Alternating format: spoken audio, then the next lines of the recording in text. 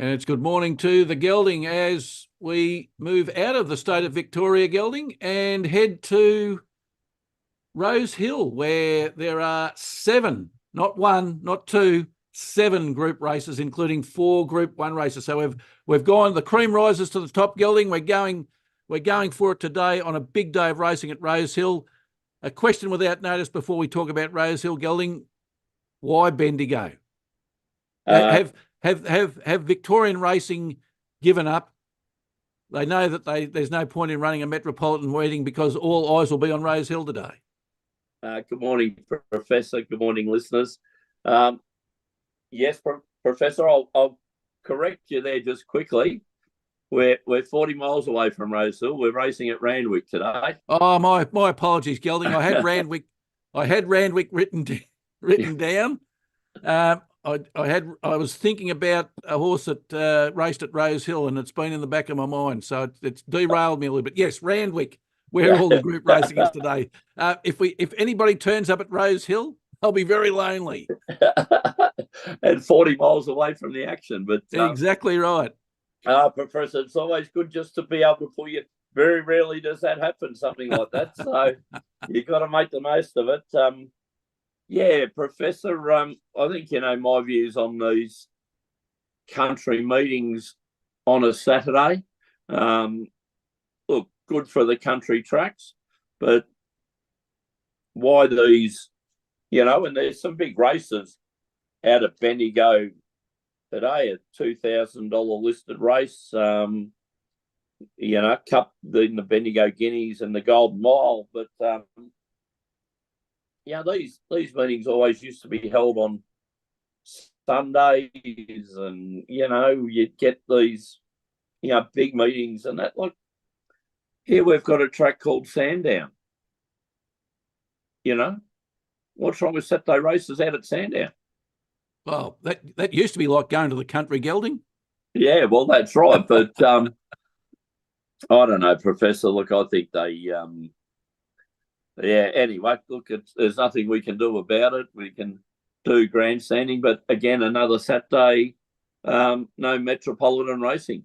Yes, it's a waste, Gelding, an absolute waste. Anyway, Sydney, the Autumn Carnival in full swing with the second day of the championships. Professor, 4 Group 1 races. They're offering, what is there? A $5 million Queen Elizabeth, a $2 million Sydney Cup, and there's 4 other $1 million races, Professor. So,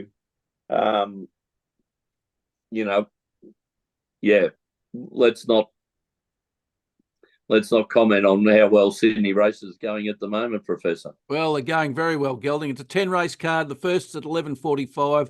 The last is at a very nice 5:10 p.m. just before it gets dark. The feature race, the Queen Elizabeth Stakes over 2,000 metres for 3-year-olds and above, worth $5 million, if you don't mind, Gelding. And you were going through the prize money there. I did a quick total of the prize money. $12.7 million on offer today at Randwick. Yep. And would we get to $1 million at Bendigo, Professor? I haven't done the additions, Gelding, but probably unlikely. Oh, I reckon we might. We might? Yeah, there's a couple of $200 K races. There's a 250 Gold Rush for 2-year-olds, Professor. The richest race on the day, in race 2. So anyway, look, I won't say anything, Professor. Let's just concentrate and let's hopefully we get a little bit more luck than we've had the last week, and we're back on board again, Professor, with some of these Professor parlays in our bets. All right, Gelding, the track's a soft 5. The rail is in 2 separate spots. It's out 3 metres for most of the track, but 4 metres from the 1,400 metre mark to the winning pace. We needed that extra metre, Gelding. I must say that there were problems near the fence last week at Randwick, and as the day went on, that was not the place to be. Yes, Professor, not the place to be, but I will. You've got to put your hats, tilt your hats for the way the course actually did run, Professor. If you check yes, the meet, no wonder the rail was off and things like that with the amount of rain they had. They were lucky to run the thing, but I thought the track raced extremely well last week, Professor. In fact, from having puddles on the race course at 6 o'clock in the morning, a little bit, and going down to a heavy eight's good, and a soft 5 today would just be perfect, Professor. You yes, would Gelding. think so. Looking forward to some good racing. Look, all right, Gelding. Before I ask you for your tips, I think we should talk about the retirement during the week of Imperatriz, who has been very good to us over a considerable period of time. The connections have decided that, given it ran fourth, it's now the time for it to become a broodmare. Won 10 Group 1s along the way, Gelding, and we were on it for most of those. We had a very good ride with it, Professor, so certainly became one of the horses to follow for GM Racing and for listeners of That's Racing. But look, she was fantastic. Her run, I didn't think was that bad last week. She ran fourth, but it was more, I think the jockey got trapped in by Zach Purton on his horse. And, Zach Purton ruined his own horse's chance by running last, but it trapped it in and it just never got out in time. But 10 Group 1s speak for itself, Professor, doesn't it? So, most horses are lucky if they win one. You might get horses winning 2 or 3, but to win 10, that is just sensational. And apparently they did some scans and things aren't right. They haven't said exactly why they've retired it. But so be it. I suppose, just beaten in the new market, giving away weights a cylinder, and then a fourth in the TJ Smith. But, been a very, very good horse and well done to Connections looking after to her. I wonder what her foals will bring, Professor. Oh, wouldn't you like to be one of the Connections there, Gelding? Hey? Well, yeah, we'll be well, and I suppose we've got to talk about the fact that the Winx filly being sold for $10 million. Yes. During the week. And bought by one of the owners. Yes, one of the owners. Would have a nice little, obviously, to dissolve a partnership, Professor, and look, obviously, that horse will be worth a lot of money as a broodmare, even if, say, the racing career, forget about the racing career, to be trained here. But to put it in perspective, Professor, to pay $8 million, well, $10 million for a horse, plus GST, plus the sellers, they charge 8%. She's going to be presented with a fair bill, like she will get a bit back itself. I hope she'd already discussed it with her bank manager, Gelding. Oh, well, I suppose if you're an heiress to Ingham Chicken, you'd come out all right, wouldn't you? But I don't think that'll be short. But to put it in perspective from the racing thing, you've got a horse like Mr. Brightside, which we will say is, again, a That's Racing's favourite. Professor, it's won 13 million. So if this horse has cost 10, you've got to have a career like Mr. Brightside to actually, show a profit. And like a horse like Imperatriz, Professor, probably won close to $7 and $8 million.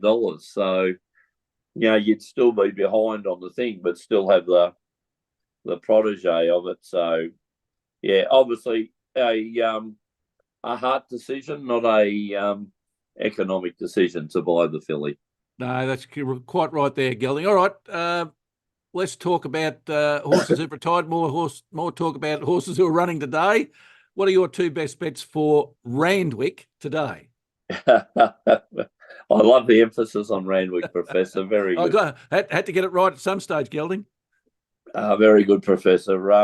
Look, I'm staying away from the Queen Elizabeth. Of course, our favourite, Mr. Brightside's been lowering itself to Pride of Jenny of late, and Pride of Jenny goes up. Maybe suspect over the 2,000. I think Versistina will probably win that race with Waller and McDonald after an impressive win last week, but I might have to have a little bit on Mr. Brightside, showing $10 to $13. Might have an each way bet on that, Professor. But my main two bets for the day, and what I think will be the bet of the day, is in the Australian Oaks, race 6, number 1, Orchestral, trained by Roger James, to be ridden by James McDonald. James McDonald settled on this horse for these type of races 6 months ago, Professor. So when the leading jockey does that, I just think that's enough for me. Look, at showing $1.65. I think we might get a little bit better closer to the race. It has certainly got some competition in Zardusi and Autumn Angel. And Tuta Levita with Natural Ruler riding it. So, look, Orchestra, it's, if they had a chance to beat a, Professor, I thought it was last start in the Vinery. It beat them over 2,000.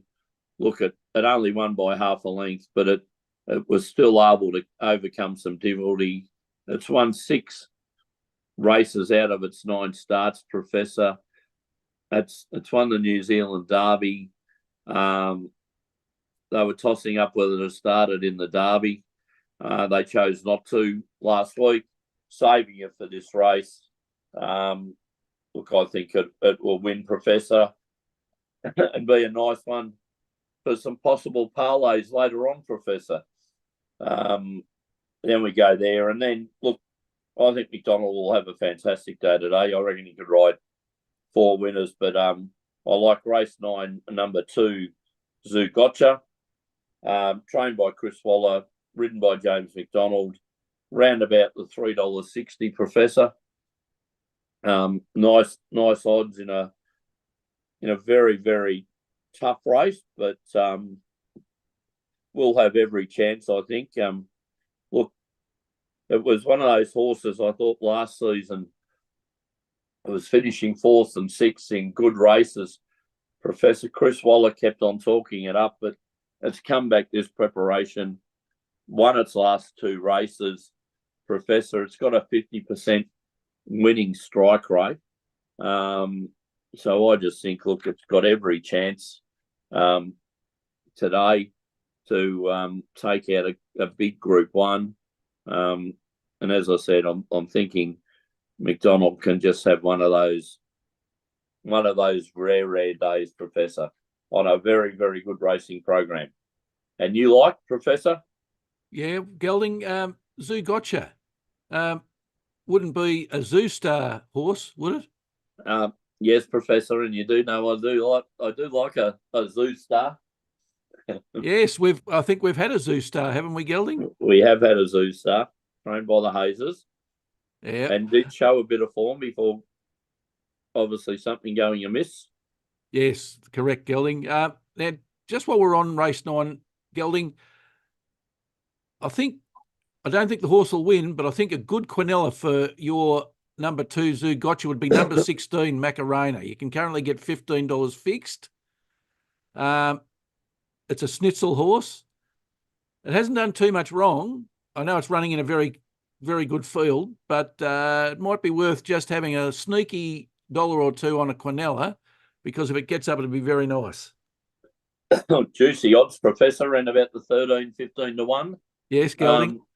Look, as I said, when I looked at this race and all that, this is a very, very good race, Professor. There'd be 6 or 7 chances in it and things like that. So I'm with you there all the way, Professor. I thought very, very good quinella, and would pay nicely. Yeah. All right, Gelding, my 2 tips. I'm going earlier than you today. Race 1, the Fernhill Mile, a 2-year-old race It's a listed race over 1,600 metres. In this one, I like number 2, Gelding Miss Buslinger, coming out of barrier 2, and that'll be important when I complete the rest of my summary. It's had only 4 starts for 1 win, 25% win and place rate. It ran 4th in the Group 3 Bendigo at Rosehill 2 weeks ago, Gelding, and today's favourite broadsiding beat at home. But I think, you know, I love my theories, Gelding. Miss Buslinger's drawn in barrier 2, broadsiding a little bit wider at barrier 10. They ran the same sectionals almost, Gelding, and it only just went down last time. So I think if Miss Buslinger can take advantage of the better barrier draw, it can win today. And I like it because there's good each way odds here, Gelding. It's currently showing $4.80 and $1.75 fixed. It probably start a little bit longer than that. So nice odds, Professor. I like the theory. I like a theory from you. It's very, very good. I was a bit surprised when you told me, Professor, you're going against McDonald and the Blue Army. Yes. So, you know, which again are favourites of, you know, the show that's racing. But always there testing with the theory, Professor. So I'll watch the Fernhill and I'll have to get my skates on at 11:45, Professor. So it'll be nice and early. So yes, Gelding. I'll be entering those online as soon as we've finished. Make sure they're on. Gelding, I know I love a theory. You know what my other theory is today? Oh, that McDonald can't win all the races he's riding, and number 1 won't be one of them. Oh, well, Professor, I'm sure there'll be an exchange of texts as you're heading off to the local football. Yes, Gelding. Yes, but hopefully number 2 salutes. And as you said, the form's been very consistent. And Chris Lee's a very good trainer. Yes. And his apprentice, Dylan Gibbons, won the Doncaster last week. So no mug there. So we're not losing anything with jockey and trainer, Professor. Yeah, and that's one thing that I thought would be an advantage as well, Gelding. I know we're going up against probably the best rider in Australia today, but he doesn't have 100% win rate, Gelding. No, Professor.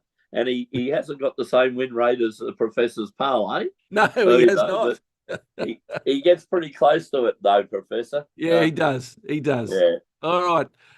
My second selection, Gelding, is race 4 in the Percy Sykes Stakes. That's a Group 2 for 2-year-old fillies over 1,200 metres.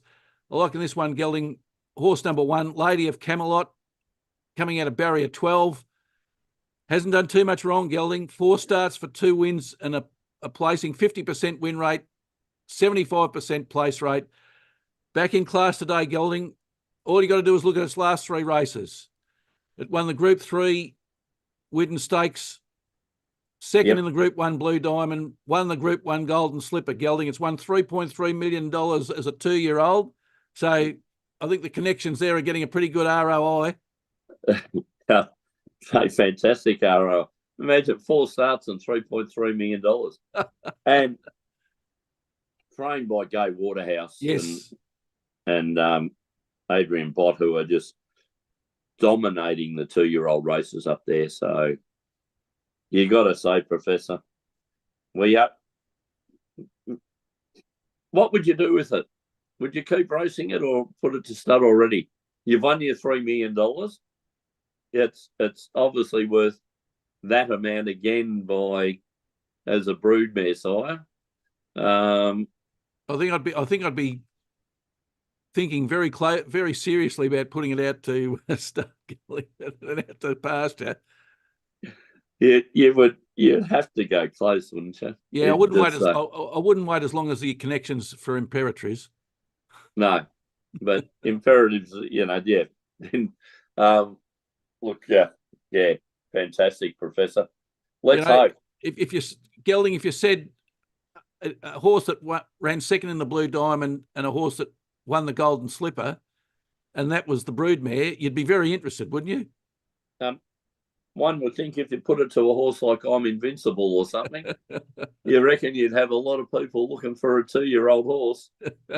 I think you'd be getting offers of, if the legs are straight, you'd be getting offers well in excess of the seven-figure mark, I would have thought. Yeah, I think there's more to be made with this horse. Breeding the racing. Yeah, I think so. All right. And Blake Shin's in the saddle. We shouldn't forget that, Gelding. He's in career form at the moment, 15% over his career, but over the last 50, Gelding, 20%. So he's really a man in form. $2.60 and $1.40 you can get fixed at the moment, Gelding, and I'd recommend you probably get that now because it'll probably start shorter than that. Well, Blake's in fine form, Professor. As you know, I think the two best riders in Victoria at the moment are Damien Lane and Blake Shin.